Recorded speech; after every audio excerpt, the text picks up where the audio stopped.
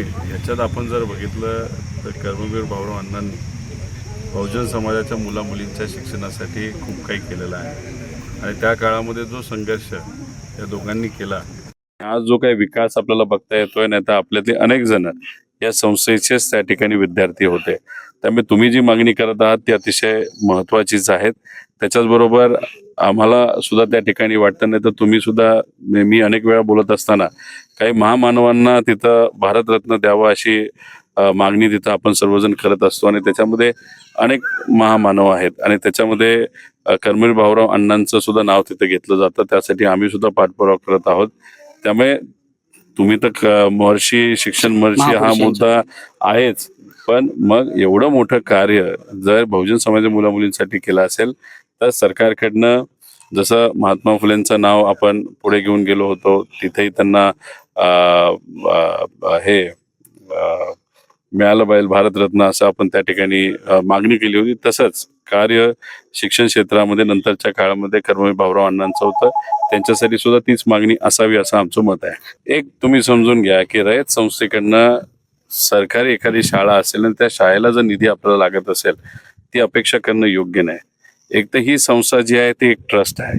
या संस्थेच्या अंतर्गत 750 पेक्षा जास्त शाळा आहेत आणि त्या शाळेमध्ये काही श्रीमंताची पोरं शिकत नाहीत, गरिबाचीच पोरं शिकतात. मग रयतच्या सुद्धा अशा अनेक शाळा आहेत जे देणगीवर चालल्यात. काही लोक येतात, कोणाचा वाढदिवस असतो, त्या पद्धतीने तिथे पैसा दिला जातो, नाहीतर सेवा केली जाते. आता सरकारची एखादी शाळा असेल आणि तिथं एवढे मोठे व्यक्ती कर्मवीर भाऊराव अण्णांसारखे शिकले असतील तर सरकारची सुद्धा थोडीफार जबाबदारी आहे का नाही आहे. त्यामुळे जर जिल्हा परिषदची ती शाळा असेल तर जिल्हा परिषदकडनंच तो फंड दिला जावा. ठीक आहे, पवार परिवार आणि आम्ही सर्वजण आहोतच, पण मला असं वाटतं की सरकारकडनं पहिलं पाऊल त्या बाबतीतलं तिथं घेण्यात यावं. आणि जर सरकार त्या बाबतीत घेऊ शकत नसेल, जिथं सरकार कमी पडतं तिथं आम्ही आहोतच, आम्ही तिथं मदत करायला आहोत. पण विषय एवढाच आहे की जिल्हा परिषदकडनं मदत जर केली गेली तर कुठं ना कुठेतरी सरकार सुद्धा ही गोष्ट स्वीकारतंय की कर्मवीर भाऊराव अण्णांचं कार्य हे फार मोठं होतं. हा एक वेगळा संदेश जाऊ शकतो, पण त्यासाठी सरकार काय करते हे बघूया. आणि जर सरकार पुढच्या 3 महिन्यामध्ये नुसतं घोषणेपुरतंच थांबणार असेल तर आम्हाला तुम्ही सांगा, आम्ही येऊ.